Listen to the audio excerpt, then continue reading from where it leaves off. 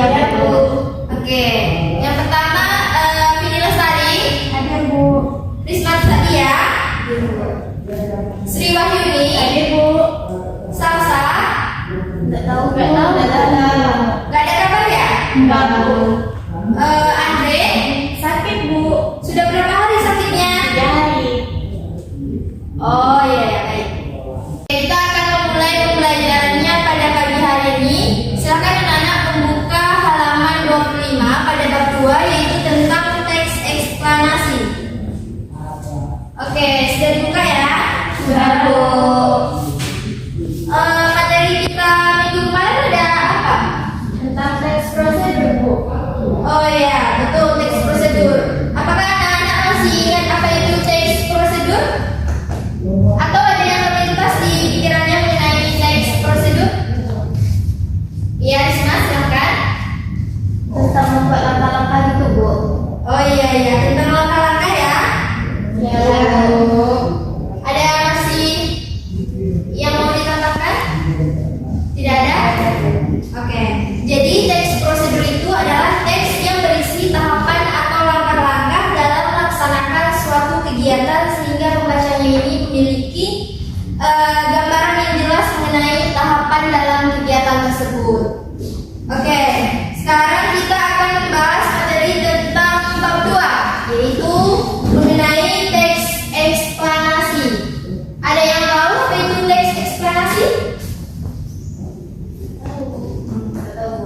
Tidak ada yang tahu?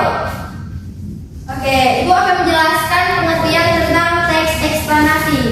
Nah, jadi teks eksplanasi itu adalah teks yang berisi penjelasan mengenai proses terjadinya suatu peristiwa atau fenomena. Nah, coba sebutkan peristiwa atau fenomena yang sering terjadi di Indonesia.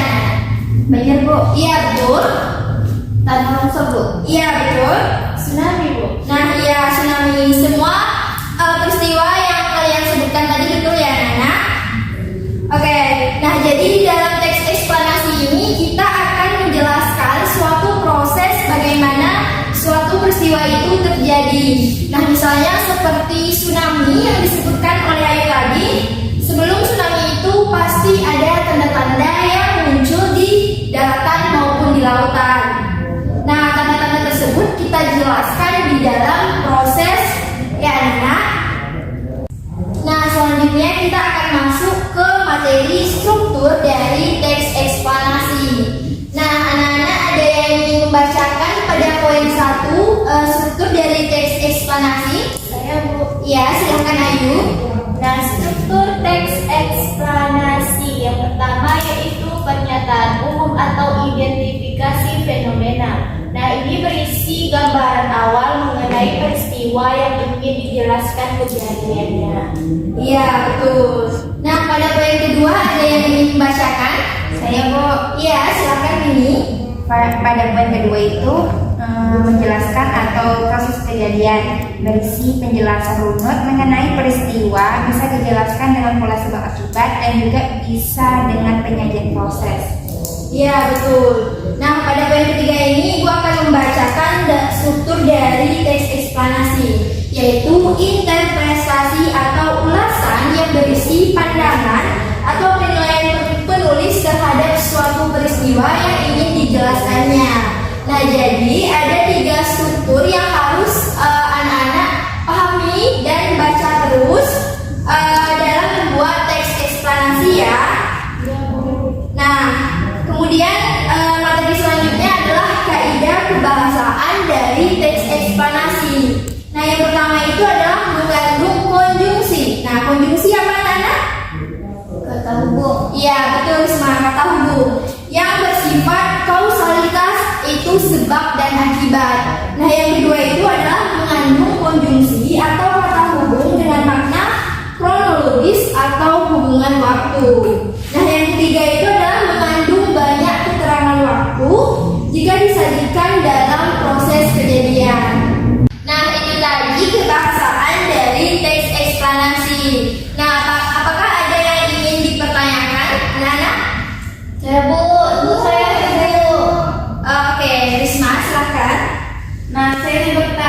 bagaimana jika teks eksplanasi yang kita buat ini tidak memberikan keterangan waktu? Apakah bisa disebut dengan teks eksplanasi, Bu? Oke, Ibu akan menjawab itu tadi kan Risma bertanya bagaimana jika teks eksplanasi yang kita buat tidak memberikan keterangan waktu. Nah, apakah bisa disebut dengan teks eksplanasi? Ya, jadi kan Ibu tadi sudah menjelaskan mengenai kaidah kebahasaan dari teks eksplanasi pada poin ketiga. Nah, di situ teks eksplanasi itu mengandung banyak keterangan waktu jika disajikan di dalam proses kejadian. Nah, berarti harus ada keterangan waktu di dalam teks eksplanasi. Nah, tentunya ada penjelasan mengenai waktu di dalam teks eksplanasi tersebut. Nah, misalnya gempa bumi yang terjadi di Cianjur. Nah, jika tidak ada penjelasan mengenai keterangan waktu di dalam teks tersebut, pasti orang-orang yang ada di luar Cianjur akan bertanya-tanya, hari apa, jam berapa, menit berapa, detik berapa gempa tersebut terjadi. Jadi begitu ya, Risma. Apakah sudah paham? Paham, Bu, paham. Nah, itu tadi pembelajaran kita pada hari ini, yaitu tentang teks eksplanasi. Nah, apakah ada yang ingin menyimpulkan? Oke, silakan Ayu. Jadi kesimpulannya kalau dalam teks eksplanasi ini kita akan menjelaskan suatu proses bagaimana suatu peristiwa itu terjadi. Oh iya, ya betul Ayu. Nah, terima kasih Ayu atas kesimpulannya. Dimohon untuk ketua kelas menutup kelas pada hari ini.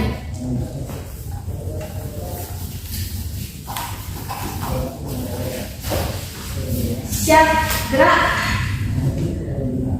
Beri salam.